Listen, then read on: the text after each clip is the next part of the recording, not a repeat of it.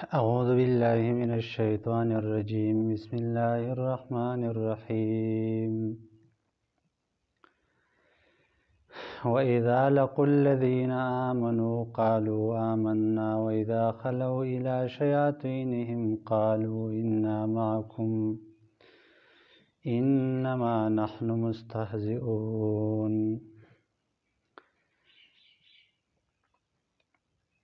په دې آیاتونو کې چونکې د منافقینو بحث روان دی، نو مخکینی په هغې باندې مختصر وضاحت شو. نن د دې منافقانو هغه دروغ الله رب العالمین د هغې وضاحت کوي چې دا منافقین د خپلو مفادو دپاره کله د مسلمانانو سره میلاو شي نو مسلمانانو ته وایي چې موږ خو ستاسو ملګري یو، خو چې کله د خپلو کافرانو ملګرو سره میلاو شي، ځکه عقیدتاً خو دا مسلمانان نه دي، د کافرانو چې کوم رؤسا دي او سرداران دي د هغې سره میلاو شي، نو فرض کړه دې تپوس وکړي چې هلکه داسې خو مسلمانانو سره کښېنئ پاڅئ، نو دوی ورته وایي چې نه موږ د مسلمانانو سره نه یو، نه عقیدتاً موږ د هغې سره نه یو، موږ خو اصل کې ستاسو سره د دین په اعتبار سره هغو پسې خو موږ هسې ټوقې کوو، موږ اوس هسې ګپ لګو او دنیاوي مفادو د اغراضو دپاره په هغې پسې د هغې سره موږ روان یو، نور خو موږ ستاسو ملګري یو. نو دا د منافقانو بله نښه ده چې دروغ وایي، یعنې په زړه کې هغه کافر دي او په خوله باندې ایمان د دې لپاره لري چې موږ ته د دنیا څه غنیمتونه که چېرته مسلمانانو ته میلاو شي موږ ته پکې حصه میلاو شي، او بل دا چې زموږ جان ته خطره نه وي، زموږ مال ته حفاظت حاصلي د اسلامیک سټیټ ته طرف نه، اسلامي ریاست ته طرف نه. نو الله رب العالمین فرمایي چې دیو ته به الله د دې ټوکو بدله ورکړي او دیو ته الله مهلت ورکوي او دیو په آخر کې به دیو بیا خپل عذاب ته به راکاږي. نو الله فرمایي چې وإذا لقوا الذین، کله چې دیو میلاو شي، الذین د هغه خلکو سره آمنو چې ایمان راوړلی، قالون ورته وایي آمنا ایمان راوړلی، یعنې چې کله مؤمنانو سره میلاو شي نو دا اقرار کوي چې موږ خو ایمان راوړلی، په خوله صرف وایي او په زړه کې ایمان نه وي. نو معنی دا چې ایمان صرف د خولې اقرار نه دی بلکې دا په زړه کې تصدیق ضروري دی. ښه چې په زړه کې تصدیق نه وي او په خوله باندې یو سړی صرف وایي چې زه مسلمان یم، دغه اسلام او دغه ایمان دا معتبر نه دی، ایمان د زړه څیز دی. ورنه دوی خو ویل چې موږ ایمان راوړی دی، موږ مؤمنان یو. قالو نو دوی وایي آمنا موږ ایمان راوړلی. وإذا خلو، او کله چې لاړ شي، خلو به معنی مزو، د خلو دوه معنی دي، یا دا چې دی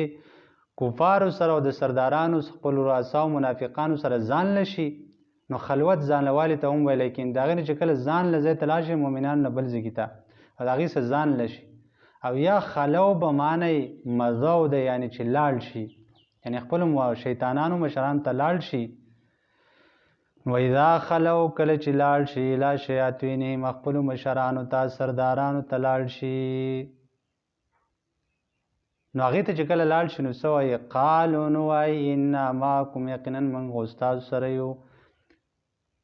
انما نحنو یقینا خو موږ خو مستهزئون، موږ استهزا کوونکي یو په مسلمانانو پورې، په هغې پسې هسې ټوقې کوو، د هغې سره ورسره نه یو. نو دا ټوقې مسخرې کول د منافقانو کار دی چې دا په مؤمنانو پورې مسخرې کوي، ټوقې کوي، ښه د منافقانو علامت دی.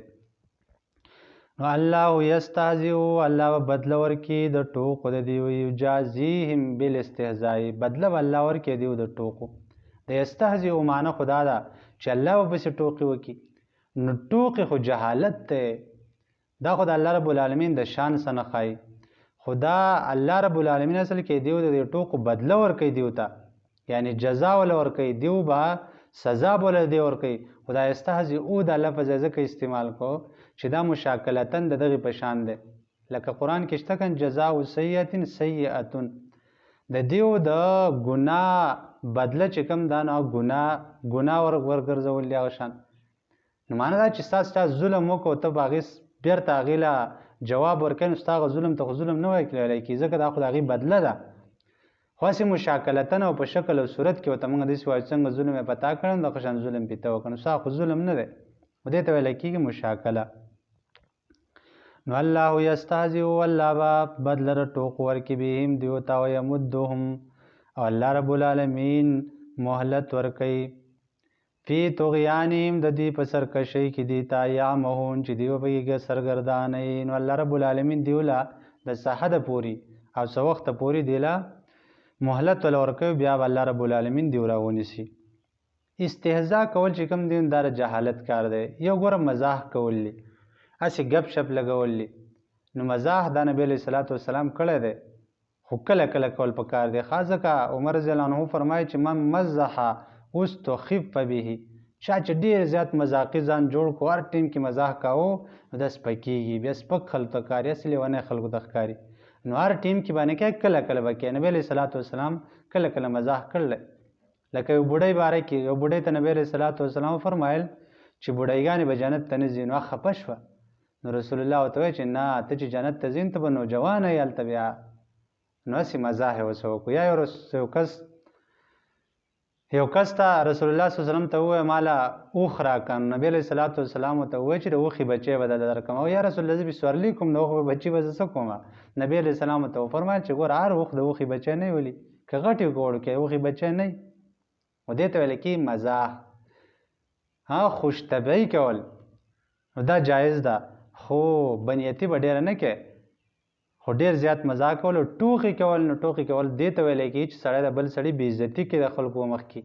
د هغه سپکاوالی د په نیت کې وي غرض وي نو دغه ګناه دی دا د الله د شان سم نه ښایي د مسلمان د شان سم دا نه ښایي دا لغوه کار دی نو اولئک الذین دغه خلک یعنې دا منافقان الذین هغه دي اشتروا الضلالته چې دوی واخیستله ګمراهي بالهدا په بدله د هدایت کې یعنې دا هدایت ته پکې قیمتاً ورکړو چې دا واخله او ګمراهي واخیستله ځان یې سودا وکړه نو فما ربحت ګټه ونه کړه تجارتهم تجارت د دیو وما کانو مهتدین او نه دیو هدایت موندونکي دي دا منافقان چې کوم دي نو ضال غیر مهتدین دا ګمراهان دي دا په هدایت باندې نه دي هدایت نشي موندلی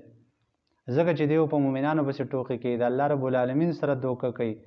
او دیو د پیغمبر سره دوکه کوي نو الله رب العالمین دی موږ منافقان د صفاتو نه وساتي واخر دعوانا ان الحمد لله رب العالمین